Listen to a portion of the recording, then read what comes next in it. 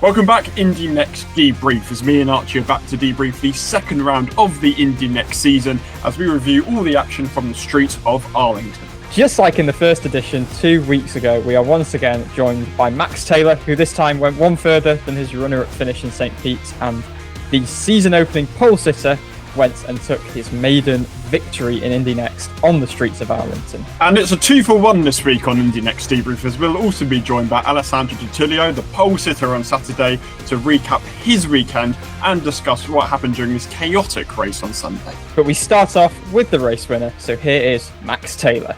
Well, we're joined once again for the second Indy NXT Debrief episode by Max Taylor, but Max, I think it's a very good reason this time, obviously coming off the back of your win in Arlington. So congratulations, great to have you back on. How has it been? Yeah, no, it's been good. Just kind of taking in the feeling of the win. You know, it's a bit hard to fully realize the moment when you get out of the car there, and now after the couple of days and even just being at the track watching the IndyCar race afterwards, I was able to really take it in. So yeah, it's a good feeling.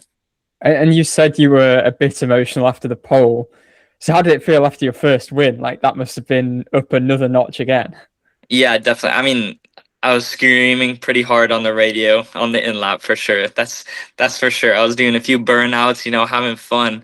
But yeah, it's weird. Like, you think of this moment for so long, when am I gonna win the first race and what is it gonna feel like? And then it happens and it's over in an instant, and you almost feel like it should have felt like it was more, you know, sometimes. But I mean, it still feels good, you know. I feel good, and I'm very proud of the team and how hard they worked, and I'm really happy to be able to give them a really good result. Heading into the weekend, it was a bit different to most other tracks, being a brand new track for everybody. You had no onboards to go off, so just kind of intrigued. How did you prepare for this weekend? Because you've got no data to go off, you've got no onboards to go off. So obviously the IndyCar guys did a bit of sim work in the Honda and Chevy sims, but on your side, how do you get that opportunity to prepare for Arlington?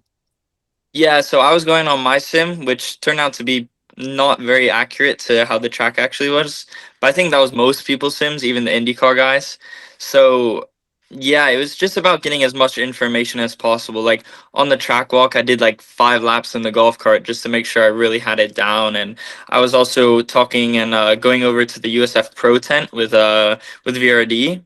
Because they had a few sessions before us, so I was able to look at their video and ask their drivers and engineers how the track was. And so it was all just about getting as much information possible in. So I guess on the sim side of what I'm saying, it's kind of learning what corner goes after what, approximately kind of how long each corner is, and then the track walk side is kind of more attention to detail, bumps, that kind of thing.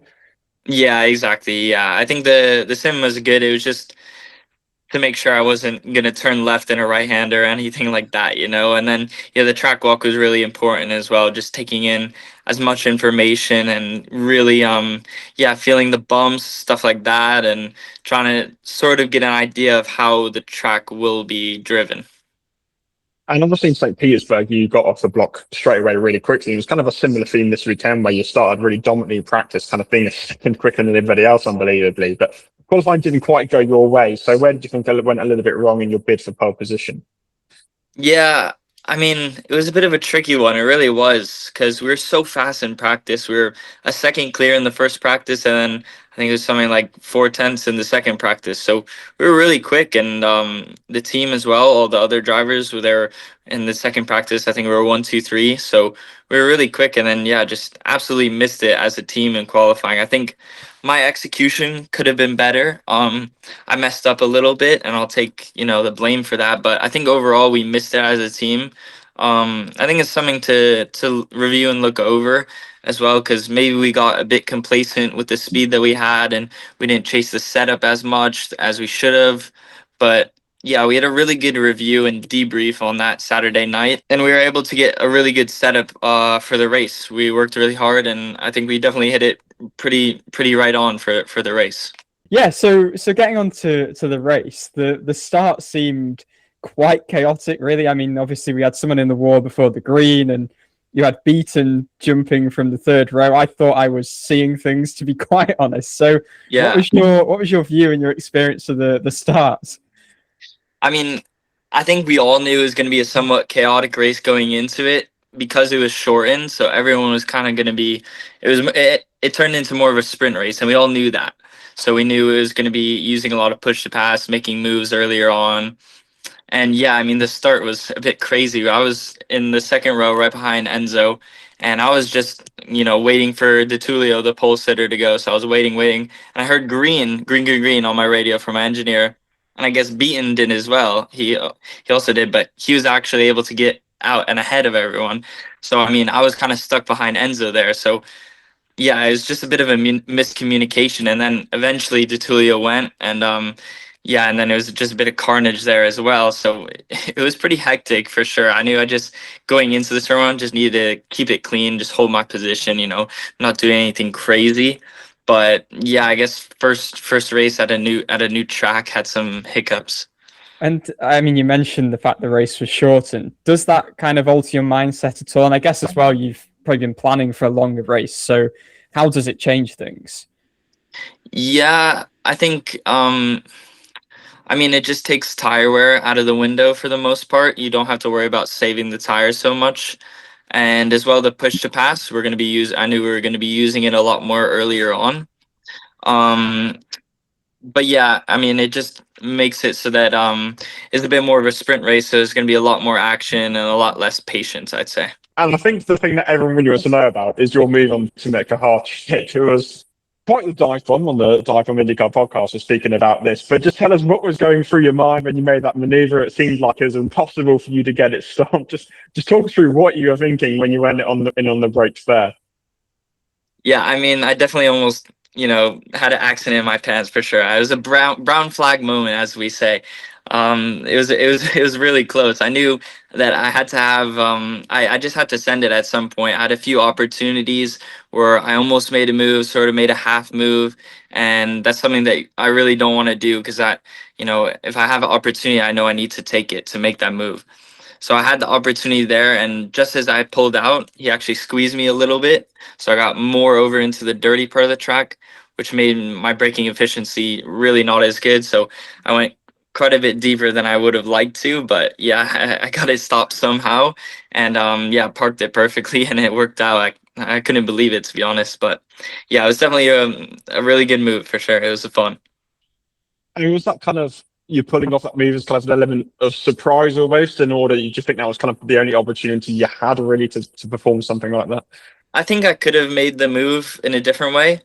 But I didn't want to wait around. I saw these guys fighting, and at some point I knew if I wanted to win this race, which I really did, I needed to get ahead and get into P2 so that I could really have a chance at Enzo for the lead. So I knew I just had to send it at some point, and yeah, I knew the last corner would have been a really good spot to make the move. So yeah, I just, full committed and sent it. I mean, it was really close for quite a good while. Like, what goes through your head when obviously the leader seems to be a little bit slower, you're third in line? Like, does it get frustrating? And I guess, how do you manage that when you're in the car? Yeah, I knew these guys were battling really hard, and they were using up a lot of their push to pass. So I knew that all I had to do was just stay patient for now, bide my time a little bit, let them battle, let them use up their push to pass, and then I can capitalize on the opportunity that will be given to me, because you never know, these guys might crash into the wall or whatever it is. I knew I just needed to save my push to pass, which ended up working really well. I was able to get ahead of Enzo at the end and use my push to pass to completely check out, pull away. So yeah, it was definitely the right strategy there to, be patient, bide my time, and then seize the opportunity. And I guess the move on Enzo was a little bit less dramatic than the move on Timek. But what do you remember of that, kind of what you went through when you were, actually taking the lead? Yeah, I knew that I was going to be much faster once I got ahead. I knew the pace that we had in the car was really, really strong. So, and we were really strong into turn 10 as well. I gained under braking on them so much on the back straightaway and into turn 10. So I got a good run out of there. And then Enzo made the mistake out of turn 12. And I was able to get alongside and use the push to pass that I saved up there to get around him. And it was a much easier move then. And then, yeah, I was able to just completely check out on the last 2 laps there. Was there any stress on those final 2 laps, knowing kind of what was at stake, or was it all under control? To be honest, it was pretty under control. I knew after I did a few corners and I looked in my mirrors and my spotter told me, "You're good." I just needed to do what I'd been doing all weekend, just put in good laps, and I knew I'd be the fastest car on track. The pace that we've had this whole season has been really, really incredible. And it's all thanks to the hard work that these Andretti guys do. They work so hard, and the cars are always really, really good. And it's just up to me to execute and really put it together.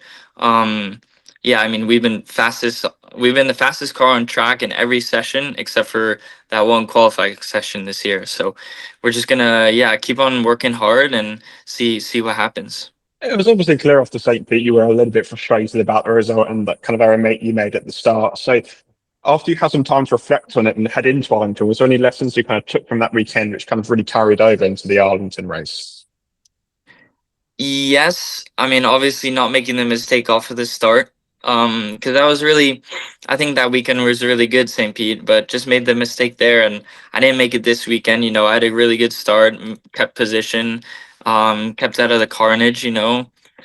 But yeah, I think it's just staying with the process that we always do. Even though we're so fast and even though we have a good result, we're still working so hard and treating it like I didn't even win. We're still working just as hard as we would anyways.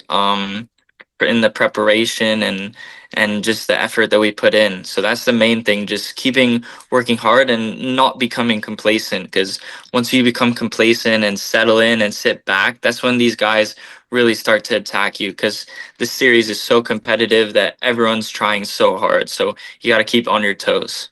But yeah, no, Arlington was sick, honestly. Definitely one of my favorite tracks, and I love street circuits, so I love this place even more. I mean, the atmosphere there was incredible. It really felt like a very high-end event, and the fans there were awesome. So it was really cool to drive around that place. A lot of unique corners and very unique, challenging track with the bumps and the pavement changes. And yeah, I just looked over my video as well from the race, and it was a full crowd even for the Indy Next race. Every grandstand was full that I could see. So it was really cool to see, and yeah, just a blast to drive around there. And latching off that, like, what did you make of the event? Because the track looked extremely professional. I know the street courses that we have in IndyCar are raw, and that's quite cool, but this was maybe a bit more F1-like. So what did you kind of make of being a part of that? Yeah, I think it had really good characteristics of a F1 race, where it was very high end and with the suites there and everything, just how brand new and polished everything looked.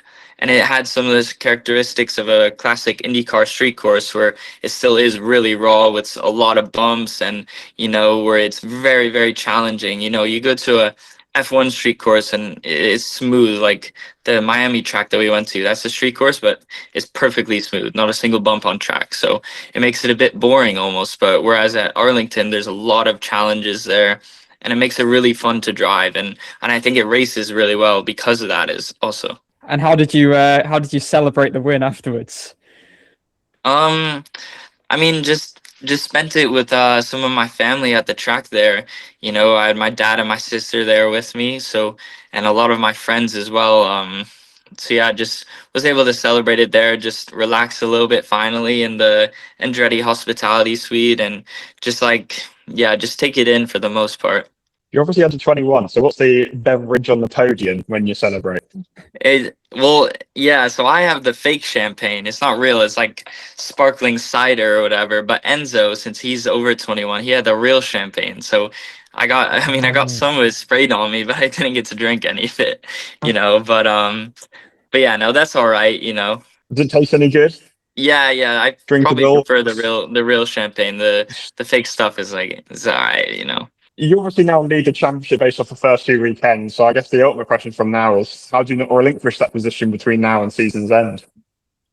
Yeah, I mean, it's just like I've said, we don't stop the hard work. We're doing a debrief on Friday, and we're all of our minds are on Barber, the next event. Yeah, we just keep on going, not get cocky, not get ahead of ourselves, not get complacent.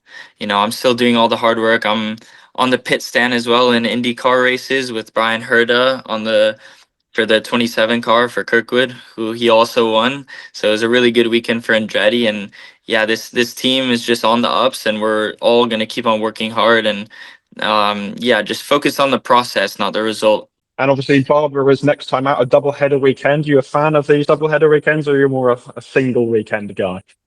No, I mean, more racing is better, bro. I mean, I can't wait to go to Barber. That's a fun track. I love that place. I've been quick there in the past. So, yeah, really excited to get maybe hopefully 2 wins there.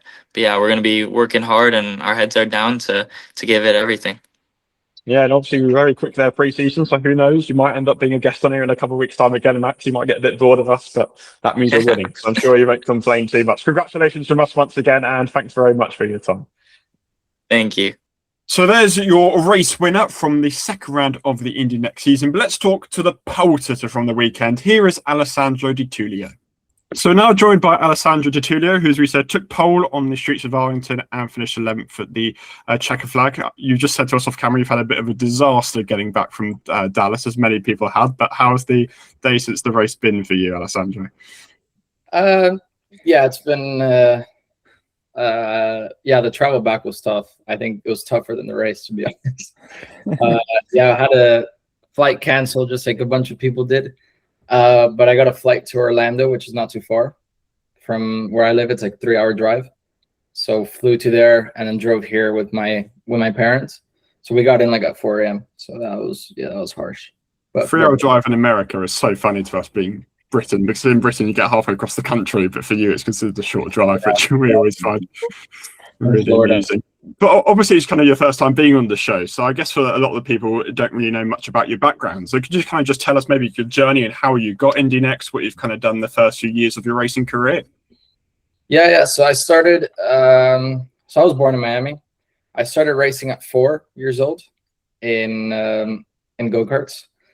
My dad put me in, and then I raced go-karts my whole life. I did a lot of national stuff. I was official driver for a few brands. Raced as well a little bit internationally. And then I did my first year in cars in 2022, USF Juniors. That went pretty well. Got a few race wins. I had some unfortunate races and finished 4th in the championship, which is the same last year.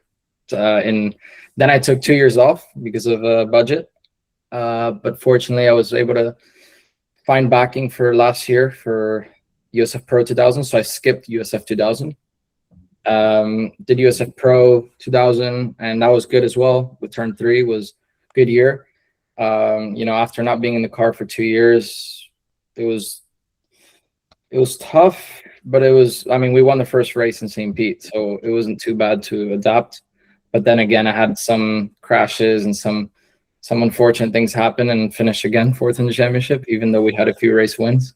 And then, made the jump up to Indy NXT this year with AJ Foyt.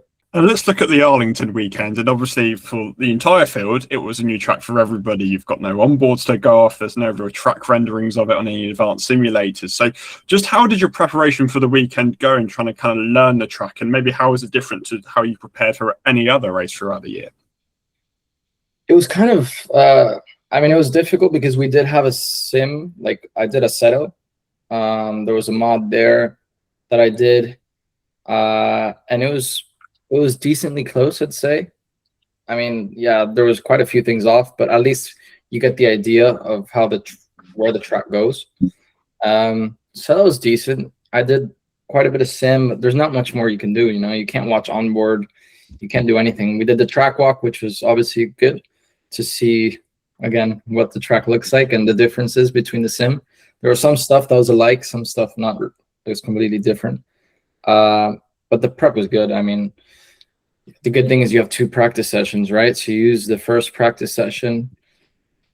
I use at least the first 2 practices and the first block, 3/4 of the session to just, little by little learn the track, learn where I could push, not push in certain areas where I know the risk is high and there's no point.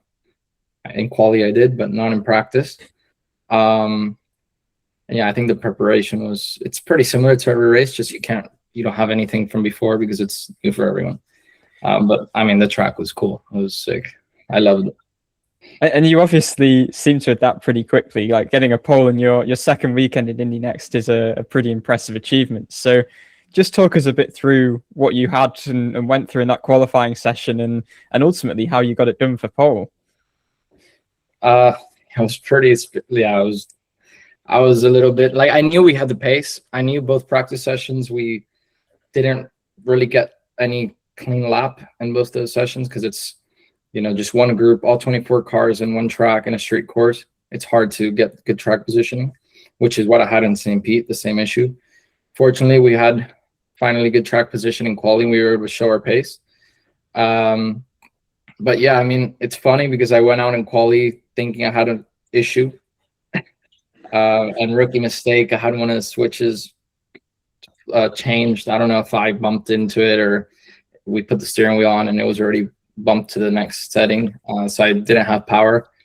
And yeah, my engineer reminded me after a few laps. We even boxed. I mean, I did a drive-through. We stopped to check, you know, I don't know what they checked, but they checked. Everything seemed fine. So they told me to go back out. Maybe it was something else, like just needed, I don't know. And luckily he told me, check the switches. I checked and I put the quality mode and I went. Yeah, that was rookie, I guess, a rookie mistake, but we solved it. And we did the most we could out of the last few laps that we had. I think we only had 3 push laps, but we still got it done. So that's what matters. Nice. And we've obviously seen, for instance, Max Garcia starting pretty slowly. So how have you particularly found the adaptation process to Indy NXT? And what do you feel has kind of helped you get up to speed in this machinery so quickly as you have done?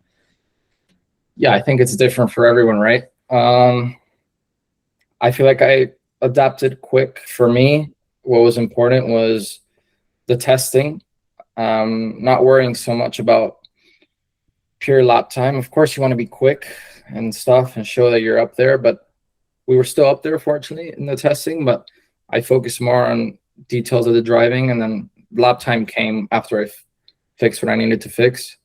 Also, feedback of the car is very important. So I used all the preseason testing with my engineer, Joe. He's been great. He's the guy behind it all, you know? So he really, you know, told me what I was doing right, what I was doing wrong.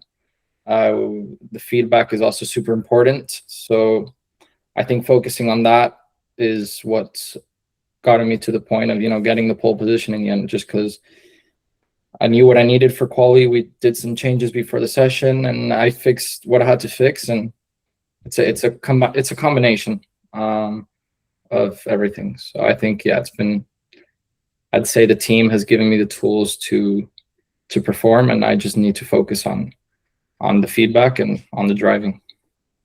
So as we move on to the race, it was obviously a pretty chaotic start on all fronts, but just starting with Jack Beaton, he obviously absolutely flew the start. So as the pole sitter, when you're kind of sitting there waiting to set the pace and you see somebody fly past you at that speed, what were you thinking in that exact moment as you saw that all unfold? I think Jack was hallucinating that we all went. Kidding. To be honest, I didn't, like, when I saw him go, I was confused for sure. I don't know. Honestly, in that moment, I don't even know what I was thinking because it all happened so fast. But I didn't commit. I saw him go and I waited a little bit more. I think a few guys behind did think it was green or whatnot and they crashed. I don't know. It was just messy. I just went when I went, and then, well, everything unfolded after. Yeah, and that unfortunate contact when you went into the opening corner of the race, just kind of take us through your thoughts and feelings as that was unfolding when you collided there with Timek. I mean, it's unfortunate, and obviously I was on the other end, on the bad end of it in the end, because I'm the one that got taken out. I don't think it's something I know, like, I don't think it was right, but I also don't think it wasn't like, I still don't understand if he tried to go for the move or if he tried to outbrake Fittipaldi and got into me a little bit.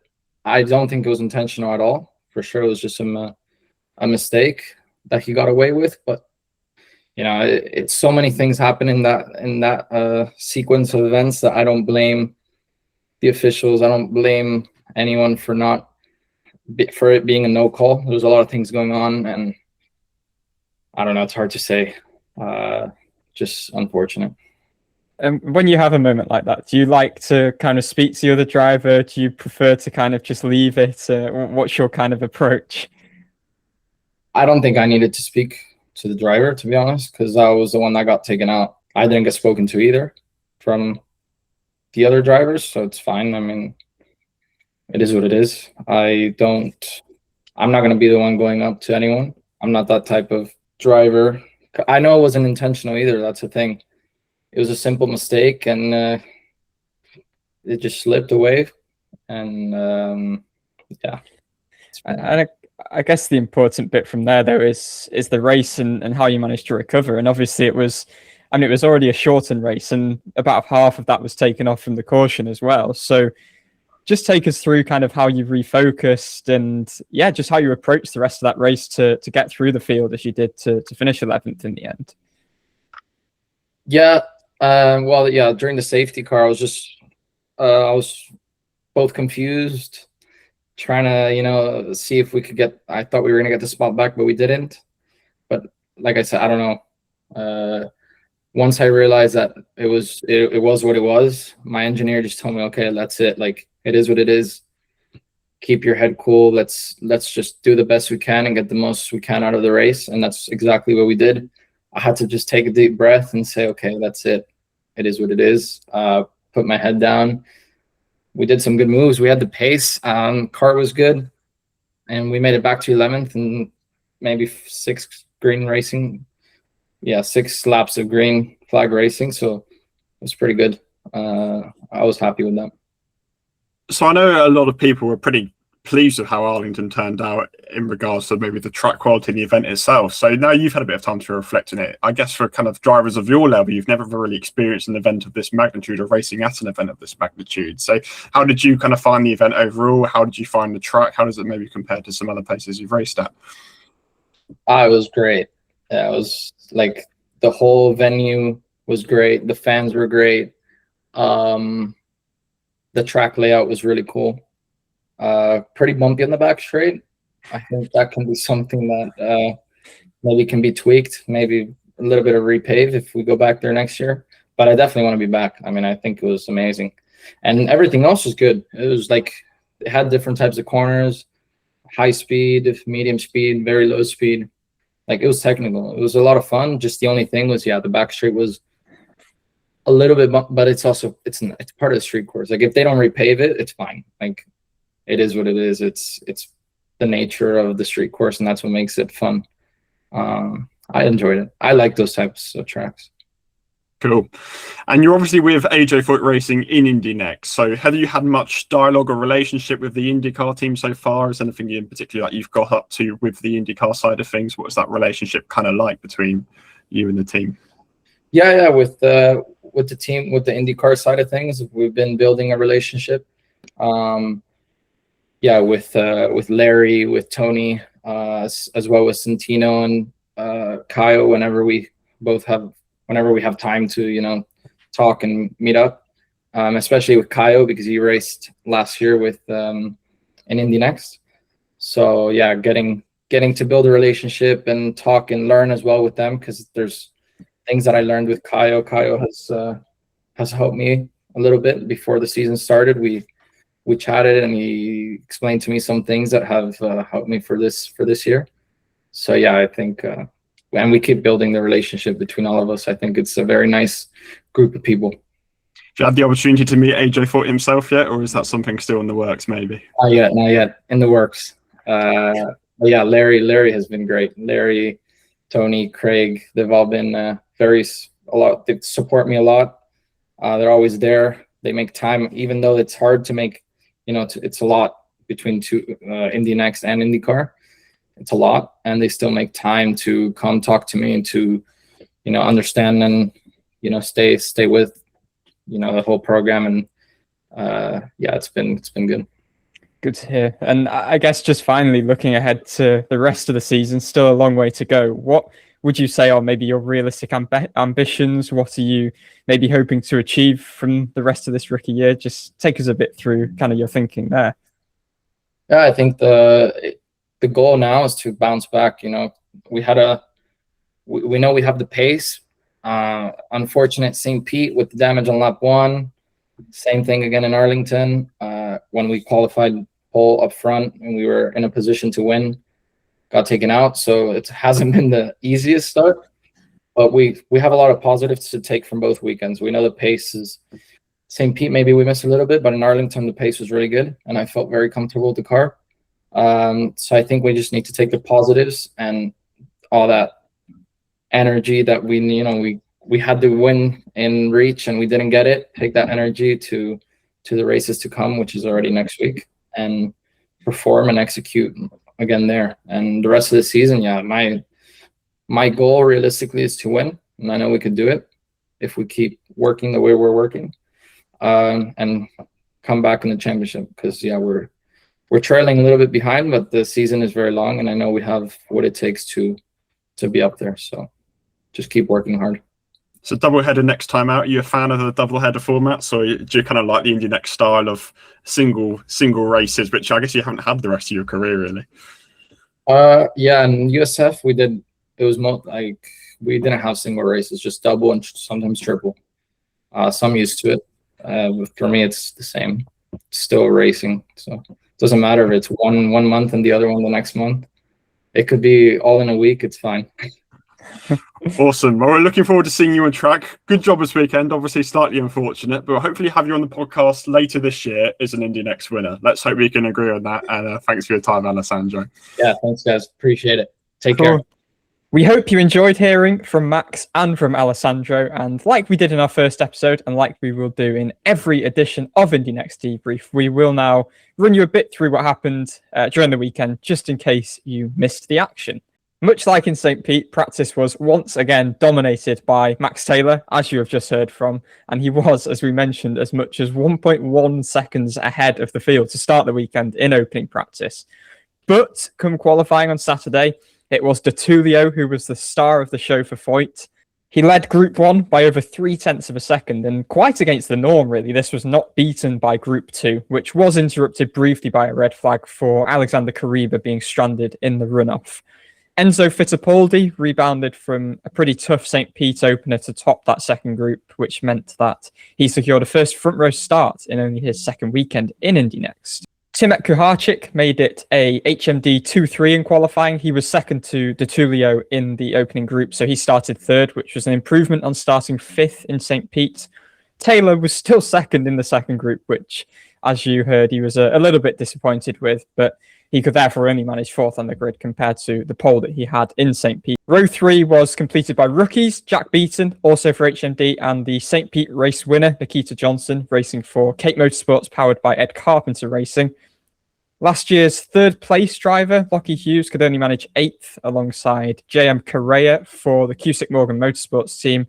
It was a tough qualifying for Andretti, actually, with obviously Taylor losing pace, but they had finished 1, 2, 3 in practice too, and their remaining 2 cars could only manage row 6. It was a tough qualifying for Andretti on the whole, actually, not just Taylor losing his pace or Hughes only managing 8th. Their other 2 remaining drivers could only manage row 6, with Murray 11th and Pearson in 12th. And they were behind Matteo Nannini and Miles Rowe, who had a bit of a crash in practice too. Over to you, Dan. Well, Archie's covered qualifying, but straight away at the start, the qualifying order didn't really matter.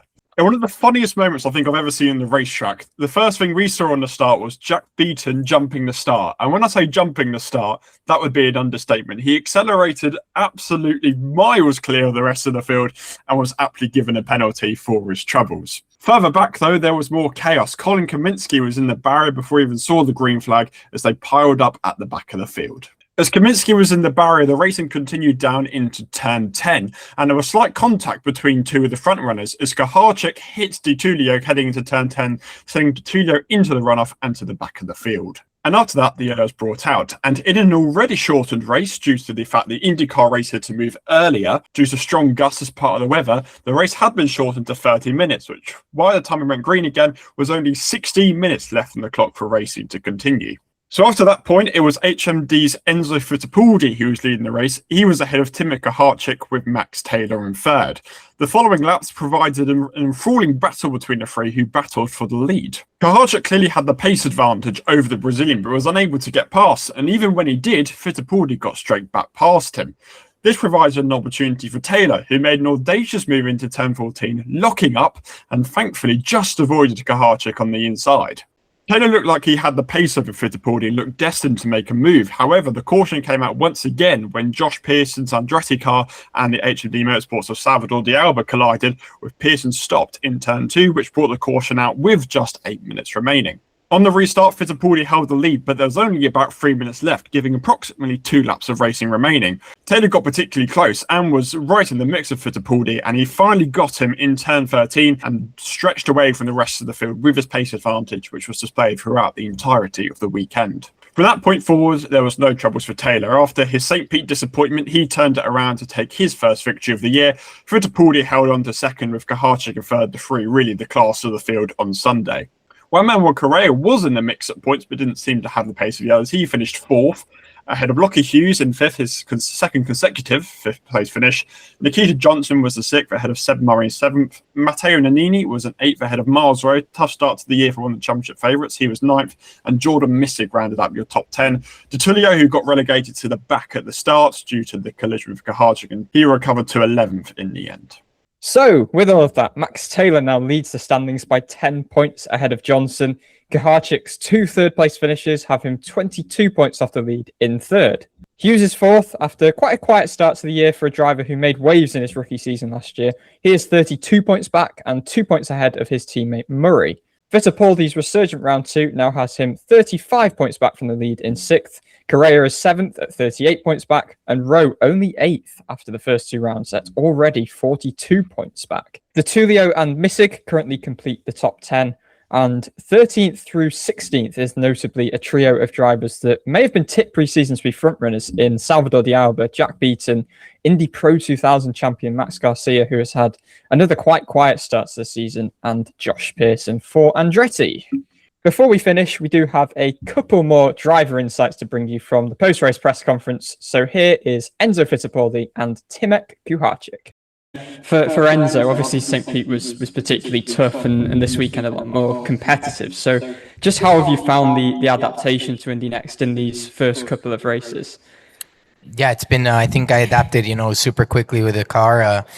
St. Pete was unfortunate. I think we would have been up there. Silly mistake, and it happens, and that cost us the race weekend there. So yeah, I'm happy to come here and bounce back. Have a great qualifying yesterday, super close to pole.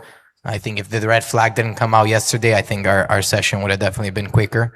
But yeah, just happy overall to bounce back so quickly from a difficult weekend at St. Pete.